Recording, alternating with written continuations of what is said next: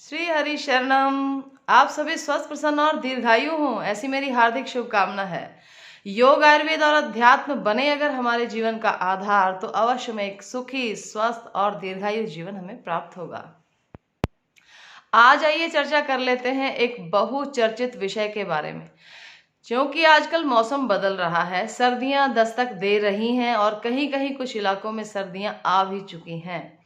ऐसे मौसम में बार बार सर्दी, खांसी, जुकाम, गला खराब रहना, नाक से लगातार छींके आते रहना और नाक का बंद हो जाना, सांस लेने में दिक्कत होना, कानों में खुजली होना, आंखों का लाल हो जाना, आंखों में एलर्जी हो जाना, किसी भी प्रकार से जब पुराने ऊनी वस्त्र निकाले जाते हैं, कंबल, रजाइयाँ आदि, तो उनकी जो स्मेल होती है उसके कारण छींके लगना, आंखों का लाल हो जाना, और जो हमारी मुंह के अंदर की जो हमारी ओरल एक लेयर है, वो पूरी की पूरी जो ईएनटी की इंटरनल लेयरिंग होती है, मुंह के अंदर की, नासिका के अंदर भाग की, आंखों के भीतर की और कानों के भीतर की, ये जो पूरी हमारी जो इंटरनल लाइनिंग है, उस लाइनिंग के अंदर जो है एक तरह की स्वेलिंग आ जाती है और एक रेडनेस आ जाती है। उसको हम लोग बहुत प्रकार से जो है एलर्जी का ही नाम दे देते हैं, परंतु यहाँ जानना आवश्यक है कि एलर्जी हमें होती क्यों है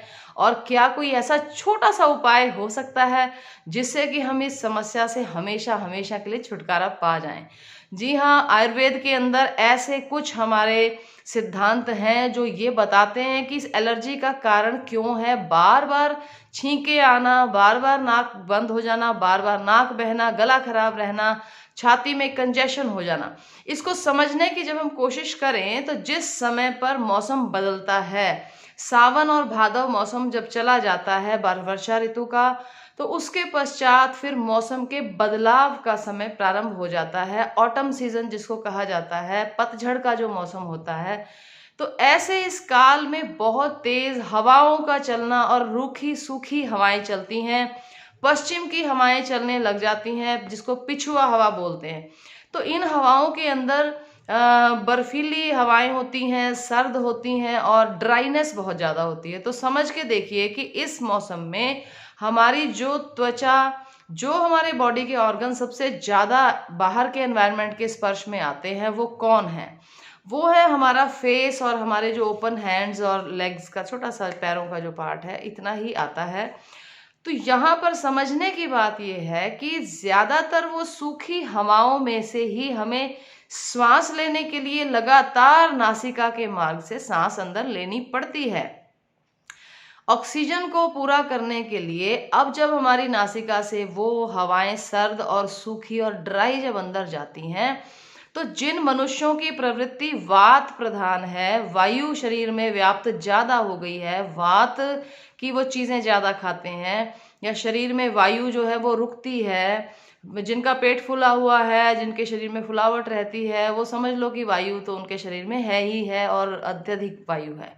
तो इस वात विकार के कारण और फिर ऊपर से वायु जो है वो ड्राइनेस वाली जब जाकर के मिलती है, तो वो एक ऐसी परिस्थिति पैदा कर देती है कि पूरी इंटरनल लाइनिंग जो है वो डिस्टर्ब होनी शुरू हो जाती है। तो ऐसा तो लगभग 40 से 50% लोग ऐसे हो सकते हैं जिनको कि कफ और वात का कॉम्बिनेशन में उनका शरीर काम करता है। तो ये समस्या तो आएगी, परंतु इस समस्या से जूझने के लिए हमारे पास आयुर्वेद और हमारी जो प्राचीन भारतीय जीवन शैली थी, उसमें कुछ ऐसी चीजें थी जिनको अब हमने बिल्कुल भुला दिया है। उनको दोबारा से अपने जीवन में हमें लागू करना होगा। आज मैं आपको एक छोटा सा नुस्खा बताती हूँ, जो दादी नानी का बताया हुआ नुस्खा है। इसको करने से किसी भी प्रकार की जो एलर्जी है आप उससे बच सकते हैं। ये जो बोतल है, इसमें मेरे पास है सरसों का तेल। अब ये सरसों का तेल जो है, ये मनुष्य को एलर्जी से बचाने के लिए 100% कारगर है और ये बिल्कुल आजमाई हुई चीज मैं आपको आज बताऊंगी। आप लोग क्रीम खरीदने के लिए या नाक में डालने की दवाएं डालने के लिए आप बाजार में जाते हो, अगर आप अपनी हथेली के ऊपर 2-4 सरसों की बूंद डाल करके और उसकी एक क्रीम बना लें, वो क्रीम आपके लिए ऐसा काम करेगी कि एलर्जी से आपको हमेशा हमेशा के लिए छुटकारा मिल सकता है।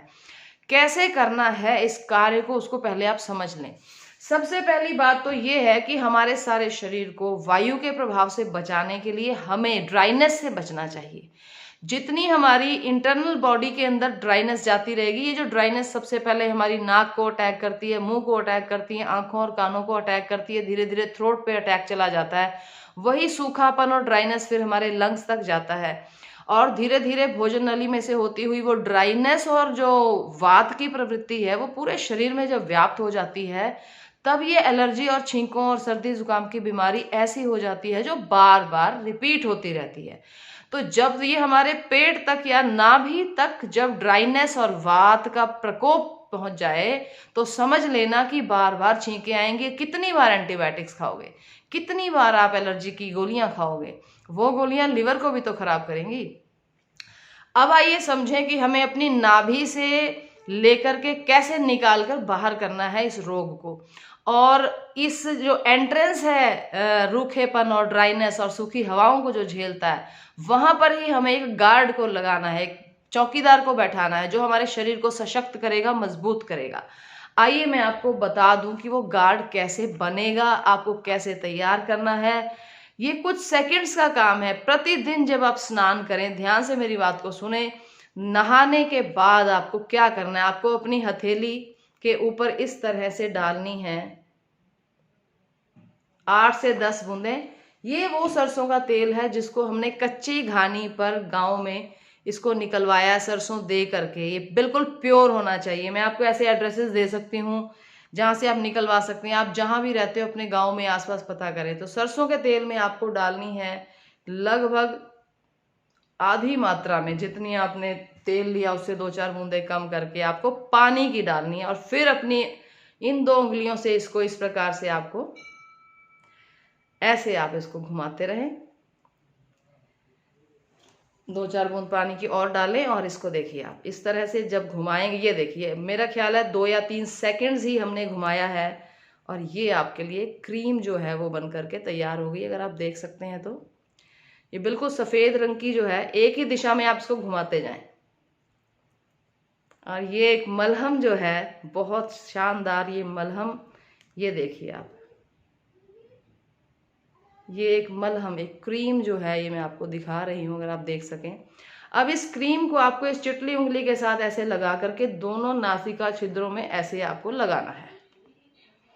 इसी तरह से आपको ये लेकर के अपने दोनों कानों के भीतर भी इस तरह से ये लगाना है। और ये जो है अब इसको आपको इस तरह से लेकर के अपनी जो नाभि है, नेवल जिसको बोलते हैं, नाभि जहाँ से माता और बच्चे का संबंध होता है, वहाँ नाभि में भी आप इसको लगाएं। और ये शर्तिया मैं आपको बात बता रही हूँ कि यदि ये आप लगातार वर्ष भर करते रहते हैं तो आपको कभी एलर्जी हो नहीं सकती। एलर्जी की बीमारी हमेशा हमेशा आपसे दूर चली जाएगी। सिर्फ 2 महीने जो है हम इसको छोड़ देते हैं, जो सावन और भादों के महीने होते हैं, क्योंकि वो ऑलरेडी बहुत ज़्यादा नमी लिए हुए होते हैं। उन 2 महीनों को छोड़ दीजिए आप, लगभग जुलाई और अगस्त का जो महीना है, उसके बाद 10 महीने आप इसको रेगुलर करें और ये एलर्जी की बीमारी जो है इसको आप जड़ से जो है समाप्त कर पाएंगे। तो मैं आशा करती हूँ आप इसका प्रयोग अवश्य करेंगे। मुझे कमेंट्स में ज़रूर लिख करके बताइएगा। इसके प्रयोग करने से मैंने बहुत लोगों की एलर्जी को ठीक किया है, इसलिए मैं आपको बता रही हूँ। आप ज़रूर इसका प्रयोग करें, मुझे कमेंट्स में लिख करके अवश्य बताएं। और कुछ जानना चाहते हो तो आप कृपया अपने प्रश्न भी कमेंट बॉक्स में ज़रूर डालें। धन्यवाद।